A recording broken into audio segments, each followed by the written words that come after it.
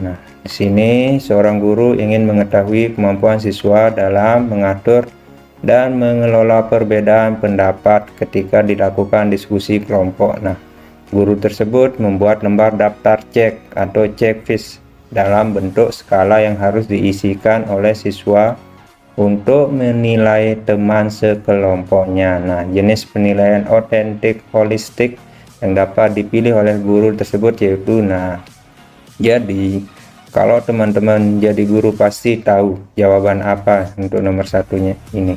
Nah, kita lihat opsi jawabannya apa saja ya. Di sini ada penilaian kinerja, yang B penilaian proyek, yang C penilaian portofolio, yang D pertanyaan terbuka, yang E penilaian diri. Nah, oke, kita ke pembahasannya ya.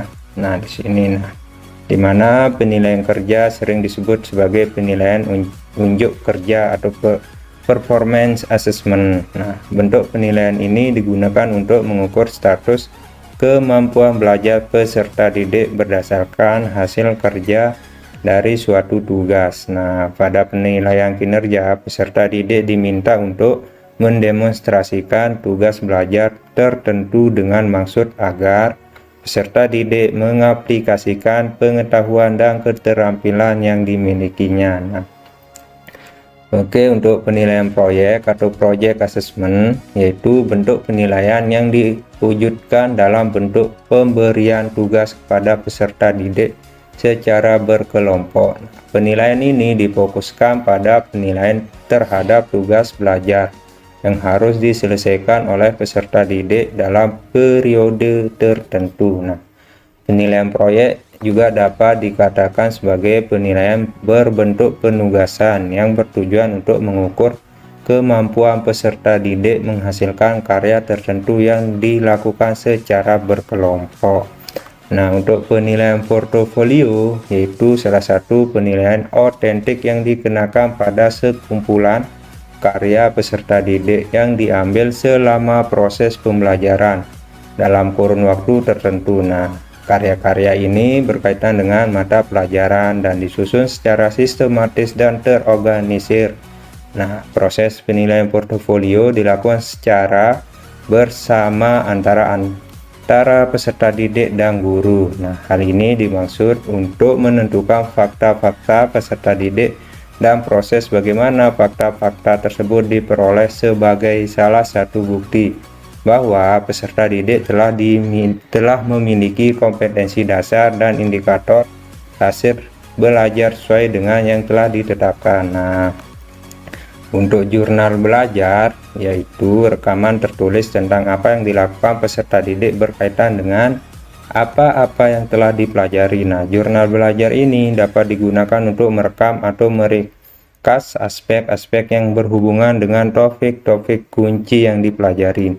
Nah, misalnya seperti perasaan siswa terhadap suatu pelajaran, kesulitan yang dialami, atau keberhasilan di dalam memecahkan masalah atau topik tertentu, atau berbagai macam catatan dan komentar yang dibuat siswa. Nah, jurnal merupakan tulisan yang dibuat peserta didik untuk menunjukkan segala sesuatu yang telah dipelajari atau diperoleh dalam proses pembelajaran.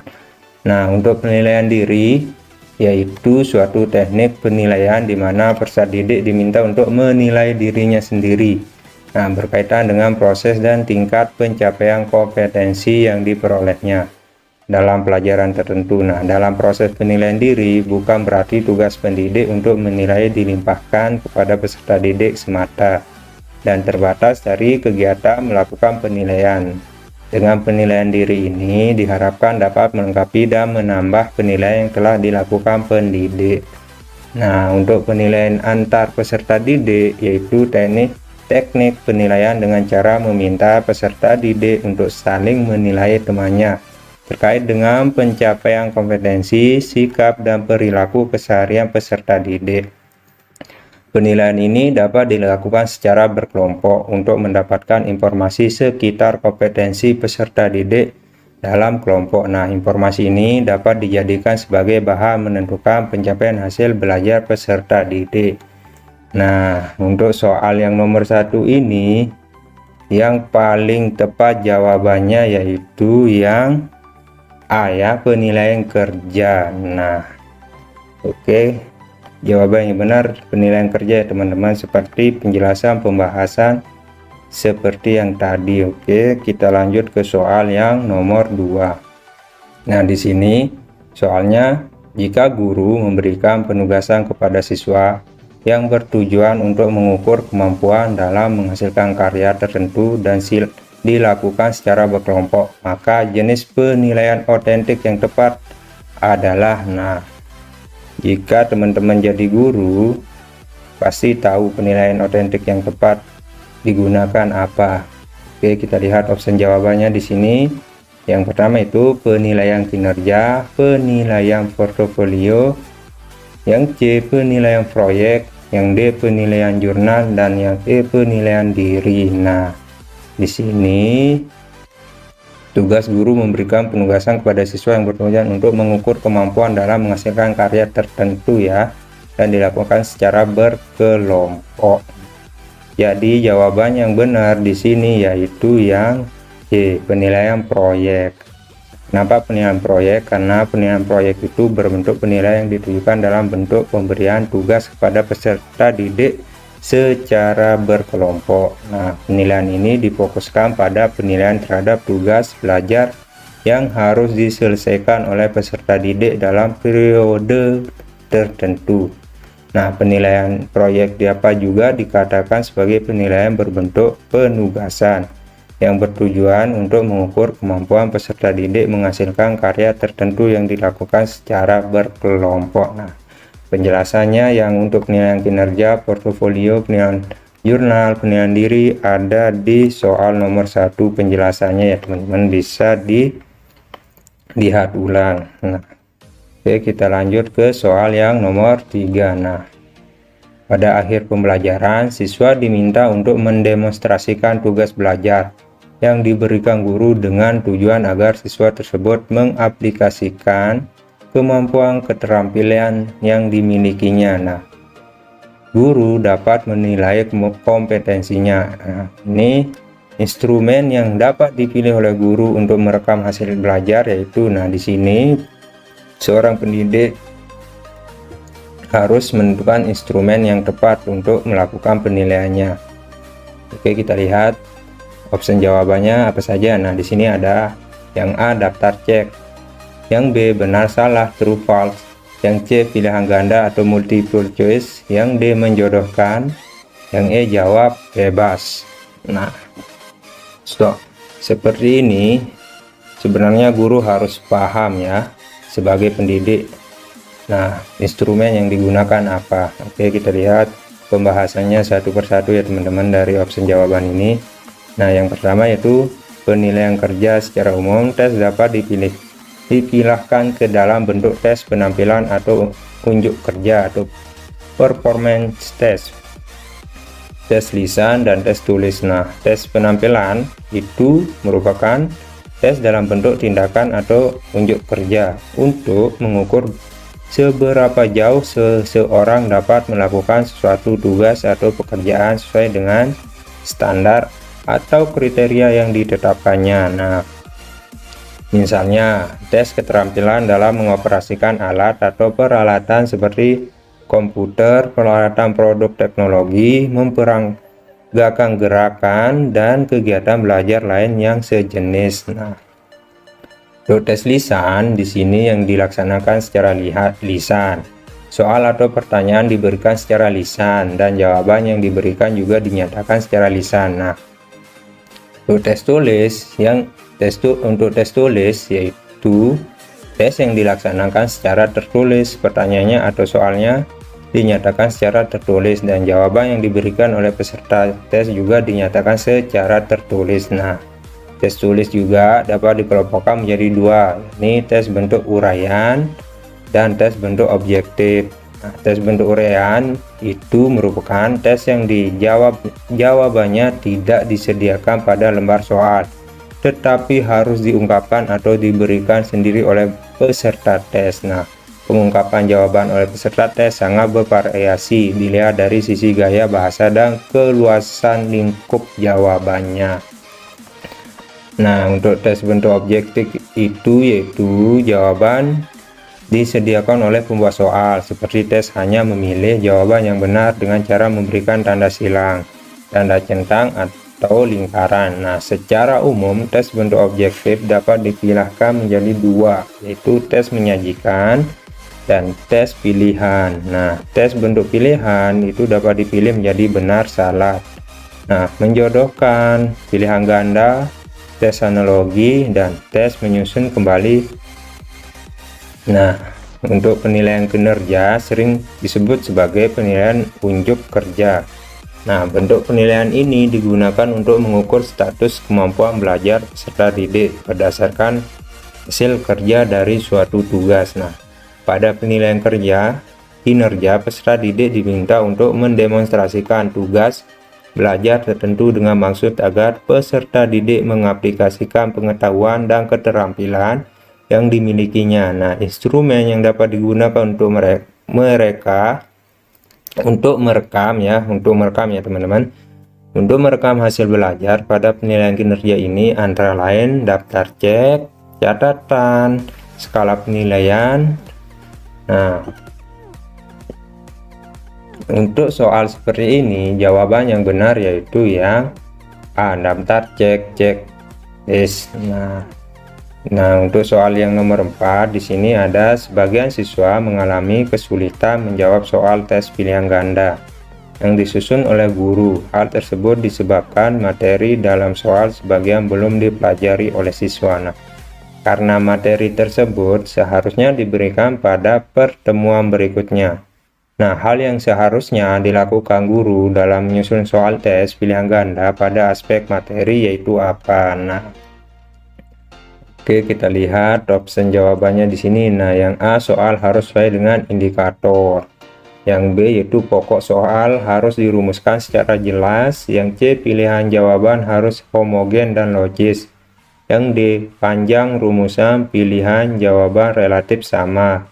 Yang E, butir tes tidak tergantung pada jawaban sebelumnya. Nah, di sini guru dituntun untuk membuat soal ketika seorang pendidik itu belum menyampaikan materinya dan itu yang akan diujikannya. Nah, aspek yang harus diamati yang mana? Nah, kita lihat pembahasannya. Nah, di sini analisis secara teoritis yaitu telaah soal yang difokuskan pada aspek materi, konstruksi dan bahasa. Nah, penelaahan kualitas soal bentuk objektif pada aspek materi dimaksudkan untuk mengetahui apakah materi yang diujikan sudah sesuai dengan kompetensi atau hasil belajar yang ditetapkan, dan apakah materi soal sudah sesuai dengan tingkat atau jenjang kemampuan berpikir peserta tes, serta apakah kunci jawaban sudah sesuai dengan isi pokok soal. Nah, telaah kualitas soal pada aspek konstruksi dimaksudkan untuk mengetahui teknik penulisan butir-butir soal,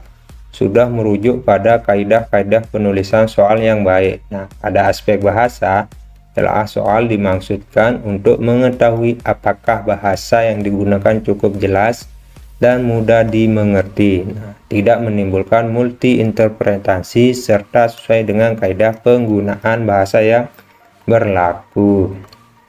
Nah, secara teoritis, kualitas soal tes bentuk objektif dapat ditelaah dengan memperhatikan hal-hal di bawah ini. Yang pertama, butir tes harus sesuai dengan indikator yang ditetapkan. Yang kedua, hanya ada satu jawaban yang benar. Nah, yang ketiga, pengecoh homogen dan berfungsi kelebihan tes bentuk objektif. Nah, yang keempat, lingkup materi yang diujikan luas sehingga dapat mewakili materi yang sudah diajarkan. Nah, yang kelima, tingkat validitas sisi relatif tinggi. Nah, yang keenam, proses koreksi dan penyekoran mudah dan objektif. Nah, yang ketujuh, tidak memungkinkan peserta tes untuk mengemukakan hal-hal yang tidak berkaitan dengan pertanyaan.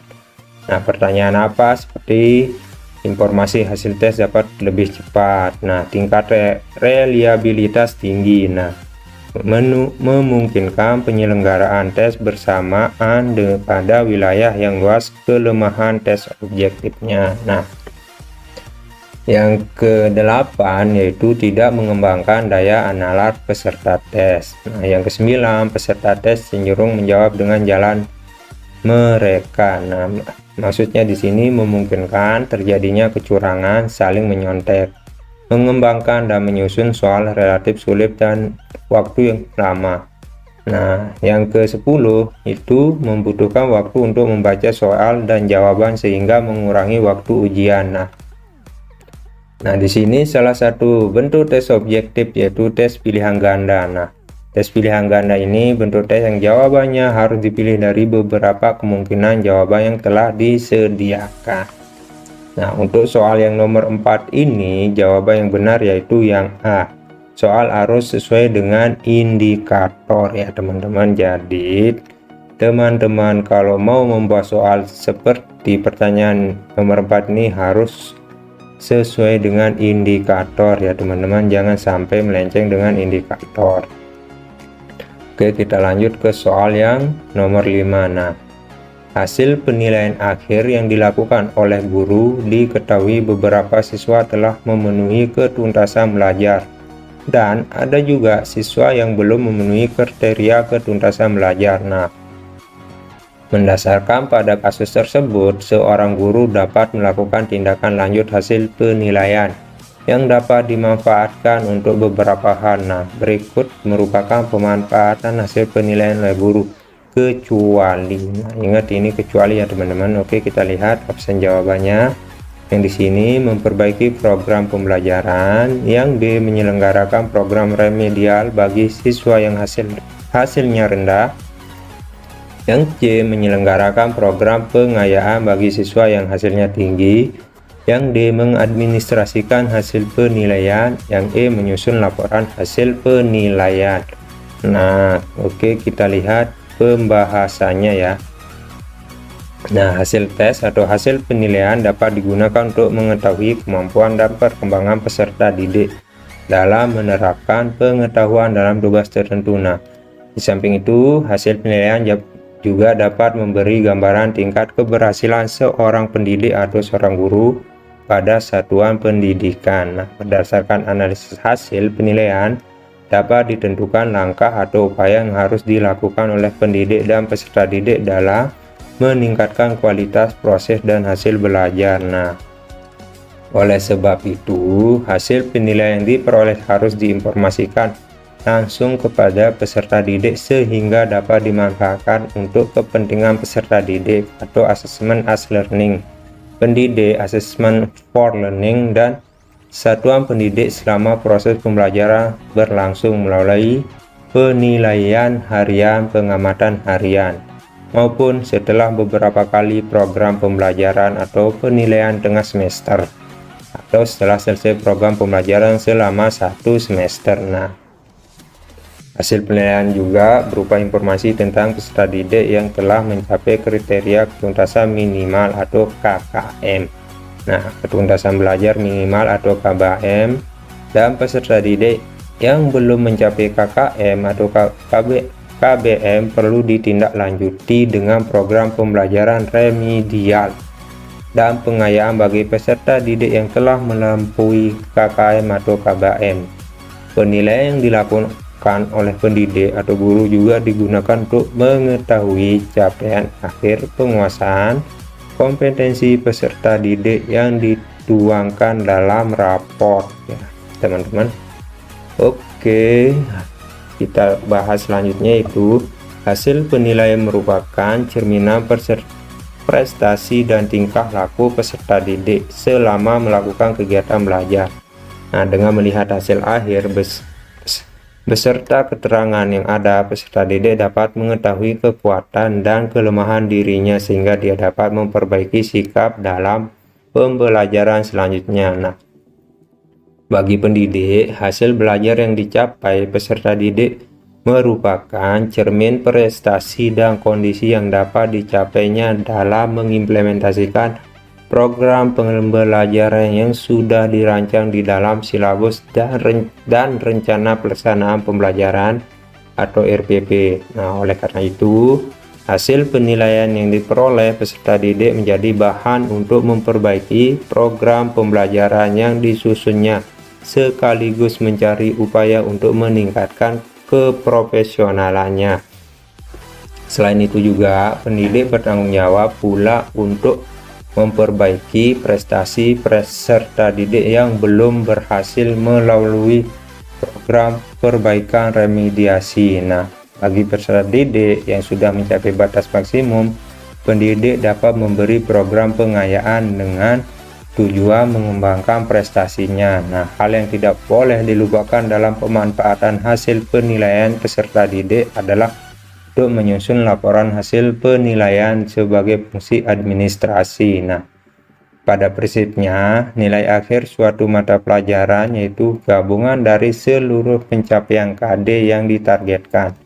Dengan demikian, pendidik harus membuat tabel spesifikasi yang memuat macam KD dan penyampaian hasil setiap KD, termasuk aspek yang dinilai dalam setiap KD.